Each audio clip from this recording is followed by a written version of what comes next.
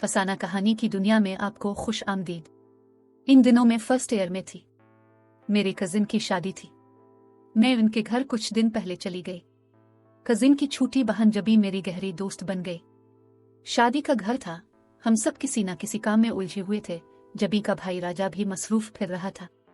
अपने अखलाक की वजह से वो मुझे अच्छा लगने लगा, क्योंकि वो बहुत बदतमीज और हद में रहने वाला लड़का था। मैं इसको बहाने बहाने से देखती, अगर वो मुझको देख लेता तो मुँह दूसरी तरफ फेर लेती। शादी से एक रोज कब्ल, ये मगरिब से जरा पहले का वक्त था।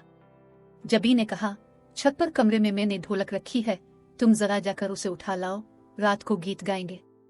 मैं भागती हुई सीढ़ियां चढ़ने लगी। आखिरी सीढ़ी पर अंधेरा था। मैं किसी से जोर से टकरा गई। अगर मैं इसको और वो मुझे थाम ना लेते तो दोनों ही गिर जाते। पहले तो हमें पता ही ना चला कि क्या हुआ है, क्योंकि दोनों ही तेजी में थे। फिर जरा होश आया तो देखा राजा मुझे थामे खड़ा था। अगले ही लम्हे में तेजी से पलट गई। खौफ से मुझे सांस नहीं आ रहा था। मैंने बहाना किया कि सीढ़ी पर कैट मेरे पैरों में आ गई। मैं डर गई, इसलिए ढोलक नहीं लाई। यह सुनकर सब लड़कियां मेरा मजाक उड़ाने लगी कि सीढ़ी में कैट ही थी ना, कोई जिन तो ना था। अब मैं उन्हें क्या बताती। शादी खत्म हो गई, हम घर वापस आ गए, मगर इस वाक़े ने मुझे बदल कर रख दिया। एक दिन फोन की घंटी बजी। मैंने फोन उठाया। राजा था। वो इस रात सीढ़ी वाले वाक़े पर माजरत करने लगा। मैंने कहा, इसमें माजरत की क्या बात है? अगर तुम मुझे थाम ना लेते तो मैं सीढ़ी से लुढ़क कर नीचे जा गिरती और शायद मेरा सर फट जाता। शुक्र कि तुम वहां थे, मुझे गिरने से बचा लिया, वरना खबर नहीं कितनी चोट आती। कहने लगा, खैर जो हुआ इत्तेफाक से हो गया, अब इस बात को क्या दोहराना। मैंने तो ये पूछने के लिए फोन किया था कि अगर मैं जबी को लेकर तुम्हारे घर आ जाऊं तो क्या तुम हमारे साथ हमारे घर आ जाओगी, अगर अम्मा ने इजाजत दी तो। मैंने जवाब दिया। अगले दिन जबी और राजा हमारे घर आ गए। जबी ने अम्मा से मिन्नत समाजत की और मैं उनके साथ उनके घर गई। गाड़ी राजा चला रहा था। मैं और जबी कार की पिछली सीटों पर बैठे थे। राजा ने शीशा इस तरह ठीक कर लिया था कि बार बार हमको आईने में देख सकता था। मैं एक रोज उनके घर मेहमान रही। उन्होंने मेरी बहुत ज्यादा खातिर मदद की। घर आकर यही एक बात सोचती रहती कि आखिर उन लोगों ने क्यों मेरी इस कदर खातिर तवाज़ो की है। शादी में और भी तो रिश्तेदार लड़कियां आई थी, इनको तो लिफ्ट नहीं कराए। मुझ में ऐसी क्या खास बात है? उन्हीं दिनों जबी ने मुझे फोन किया और कहने लगी, फिर कब तुमको लेने आए? क्यों, खैर तो है? क्या रोज रोज मुझे लेने आओगी? राजा भैया कहते हैं मैं हिना से शादी करूंगा।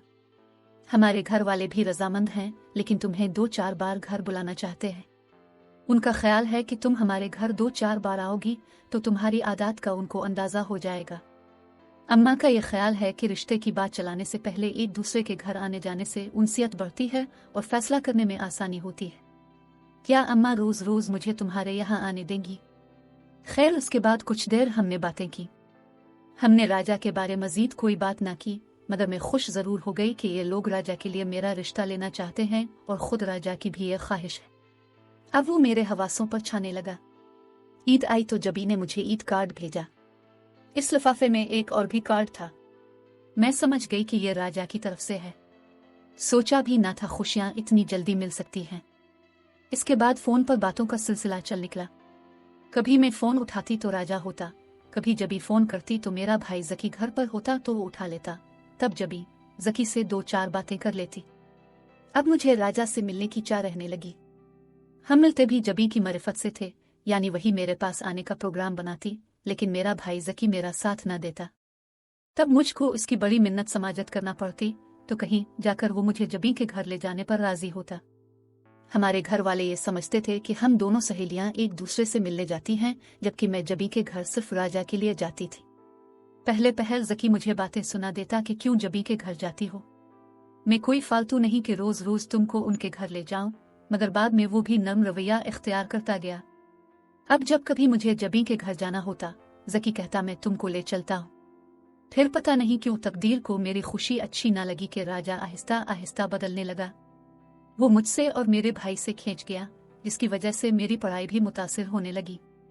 जबी से पूछा तो वो बोली, असल बात यह है कि राजा भाई को तुम्हारे भाई का हमारे घर आना जाना अच्छा नहीं लगता, क्योंकि इसने फोन पर मुझे जकी से बातें करते सुन लिया है। इसको शक हो गया है कि हम दोनों एक दूसरे में दिलचस्पी रखते हैं, तभी वो अब मुझसे भी उखड़ा उखड़ा रहता है। मैंने जबी से पूछा, क्या ये राजा का महज शक है, इस बात में कुछ हकीकत भी है? वो बोली, जैसे तुम्हें राजा अच्छा लगता है, इसी तरह मुझे तुम्हारा भाई ज़की अच्छा लगता है। हम भी आपस में शादी करना चाहते हैं। तुम्हें एतराज है कोई? मैंने इसे समझाया कि तुम तो बचपन से अपने कजिन से मंसूब हो और समझ से तुम्हारी निस्बत भी तय है। मेरे भाई का ख्याल छोड़ दो। वो कहने लगी, मैं ज़की का ख्याल दिल से नहीं निकाल सकती। ये फैसला मैंने सोच समझ कर किया है। अगर तुम मेरे भाई को पसंद कर सकती हो तो मैं तुम्हारे भाई को क्यों पसंद नहीं कर सकती? एक दिन राजा ने जबी को ज़की से फोन पर बातें करते हुए सुन लिया। बस फिर किया था, उसने जबी को बहुत मारा। शायद वो अपने मुस्तकबिल के बारे बातें कर रहे थे जिन्हें इसके भाई ने सुन लिया था, जबकि जबी की मंगनी हो चुकी थी। बहरहाल इसके बाद इसके घर वाले हमारे घर वालों के खिलाफ हो गए, यहाँ तक कि राजा भी मुझसे नफरत करने लगा। वो समझा, जिस तरह उसकी बहन ने हमें करीब लाने में किरदार अदा किया है, इसी तरह मैंने उसकी बहन और अपने भाई को करीब लाने में किरदार अदा किया है। ऐसा हरगिज न था। मुझे तो जबी और ज़की के बीच पसंदीदगी का इल्म तक न था। कोई भला किसी को इस अमर पर मजबूर कर सकता है कि तुम इससे मोहब्बत करो? राजा को मगर यकीन न आया। इसने मुझ पर शक किया और मुझसे नाता तोड़ लिया। मेरे तोहफे जला डाले और मेरे खत खानदान भर को दिखाने लगा। इसके अंदर ऐसी तब्दीली आ गई कि जिसका मैं तसव्वुर भी ना कर सकती थी। वो जो मुझसे प्यार करता था, जब अच्छा था तो बहुत अच्छा था और अब बुरा बना तो बहुत बुरा बन गया। मैं इन दिनों को याद करके रू देती थी जब वो अपनी बहन से मिन्नतें करता था कि हिना को घर ले आते। मुझे समझाता था कि मेरी माँ के सामने इस तरह बात करना, इस तरह रहना, दुपट्टा तरीके से सर पर ओढ़ कर रखना। इनको ये बातें पसंद हैं वही करना, और ये बातें नापसंद हैं भूल कर भी ऊंची आवाज में बात न करना। उनके साथ किचन में जाकर काम में मदद करना ताकि वो तुमको मुझसे ब्याहने पर खुशी खुशी राजी हो जा। मेरी बहनों, अब्बा जी, भाइयों, हर किसी का ख्याल रखना कि उनमें से कोई हमारी राह में ना आए। ये वही था कि जो अब हमारे सारे खानदान से मुतनफिर हो गया था। ज़की को तो वो गोली से उड़ा देना चाहता था। मैं इन दिनों को याद करके रोती थी जब वो मुझको कस्में खाकर यकीन दिलाता था कि मैं कभी ना बदलूंगा, हमेशा तुमसे मोहब्बत करता रहूंगा, मुझ पर भरोसा रखो, मैं तुम्हारे लिए एक बहुत खूबसूरत घर बनूंगा, हम इसको सजाएंगे, खुद मेहनत करूंगा, खूब कमाऊंगा, तुमको सारी दुनिया की सैर करूंगा। कैसे कैसे ख्वाब थे हमारे जिनके लिए वो अपने वालिदैन को राजी करने में लगा हुआ था। मैं कहती थी कि तुम इतना ना अपने माँ बाप को मजबूर करना कि वो तुम ही से नाराज हो जाएं। वो मुझसे नाराज नहीं हैं। हमने मोहब्बत की है और हम शादी करना चाहते हैं, और ये कोई जुर्म नहीं है, ये तो हमारा हक है। और मेरे वालिदैन इतने समझदार हैं कि वो अपने बच्चों के इस हक को तस्लीम करने पर राजी हैं। राजा की ये बातें मेरा दिल बढ़ाती थीं, क्योंकि मेरे माँ बाप उनके करीबी रिश्तेदार थे। वो भी दिल से चाह रहे थे कि राजा के वालिदैन मेरा रिश्ता मान ले तो वो इनकार नहीं करेंगे। क्या खबर थी कि सब कुछ इतनी जल्दी चौपट हो जाएगा, खुशियां हमारे कदमों को छू कर वापस चली जाएंगी। पता नहीं जबी को मेरे भाई से मोहब्बत की क्या सूझी थी, जिसकी वजह से मेरी मोहब्बत का चमन नफरत की आग में जल गया। अब तो राजा बिल्कुल बदल गया था। वो मुझे रोता देखकर नफरत से मुंह फेर लेता था। ऐसे में मैं क्या उसे मनाती, क्या दिल का हाल कहती और क्या शिकवे शिकायत करती। उसने जबी को सख्ती से रोक दिया कि हमारे घर आना तो कुजा, वो फोन पर भी मुझसे बात ना करेगी। उसने हमसे सारे राब्ते खत्म कर दिए और मेरे भाई के लिए अपने दिल में बुग़्ज़ ही नहीं दुश्मनी पाल ली। वो अब ज़की को जलील करने के चक्कर में लगा था, जिसका मैं तसव्वुर ना कर सकती थी। फिर उसके हाथ ज़की का एक खत लग गया जो मेरे भाई ने उसकी बहन को लिखा था। बस फिर किया था, जो लावा इसके अंदर जमा हो रहा था फटकर बाहर आ गया। एक दिन उसने ज़की को मैदान में जा लिया जहां वो अपने दोस्तों के साथ खड़ा था। राजा के हाथ में चाकू था। इसने जाते ही मेरे वीर पर हमला कर दिया। चाकवास के बाजू में लगा। इसके दोस्तों ने मिलकर राजा को काबू किया और चाकू इससे छीन लिया। ज़की के बाजू में गहराई तक जख्म आ गया, खून बहने लगा। कोई ऐसी रैकेट गई थी कि खून रुकता ना था। दोस्त गाड़ी में उसे अस्पताल ले गए और पुलिस को भी इसी वक्त फोन कर दिया। पुलिस राजा को पकड़ कर ले गई। अन्य गवाह मौजूद थे। इस पर इरादा कत्ल का संगीन मुकदमा बन गया। दोनों खानदानों में परेशानी बढ़ गई। तब बुजुर्गों को इल्म हुआ कि ऐसा क्यों हुआ। वालिदैन ने जल्दी से मेरी शादी चचाजाद से करा दी और जबी के माँ बाप ने भी वक्त ज़ाय किए बगैर उसकी शादी इसके मंगेतर के साथ कर दी। उन्होंने कहा कि हमारी लड़कियां ही फितना हैं जिनकी वजह से उनके भाई मौत के मुंह में गए हैं। खुदा ने उनकी जिंदगियां बचा ले, वरना हालात इससे ज्यादा भयानक हो सकते थे। हमसे ही गफलत हुई कि हमने अपनी बेटियों को इतनी छूट दी कि एक दूसरे के घर आने जाने से रोका नहीं। अब वो जो भी कहते, हक बजानिब था कि उनको इस वक्त संगीन हालात का सामना था।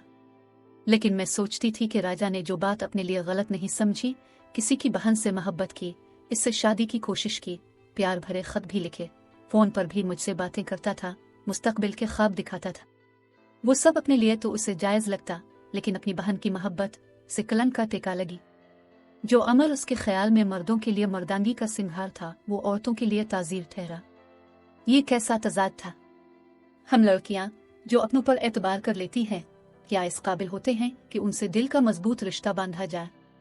क्या भरोसे और मोहब्बत के रंग इतने कच्चे होते हैं कि हाथ लगाने से उतर जाते हैं? जरा सी रंजिश आई और मोहब्बत खत्म हो गई, भरोसे के परखचे उड़ गए। राजा ने मेरे खत खानदान वालों को दिखाए। वो ज़की से इंतकाम के लिए मुझे बदनाम कर रहा था। वो इतना कम ज़र्फ हो गया, भूल गया कि वो मुझे अपनी इज्जत बनाने के जतन कर रहा था। आज मुझे राजा को खो देने का गम नहीं, लेकिन ये ऐसे सवालात हैं कि आज भी हमारे मुआशरे में उनका जवाब किसी के पास नहीं है।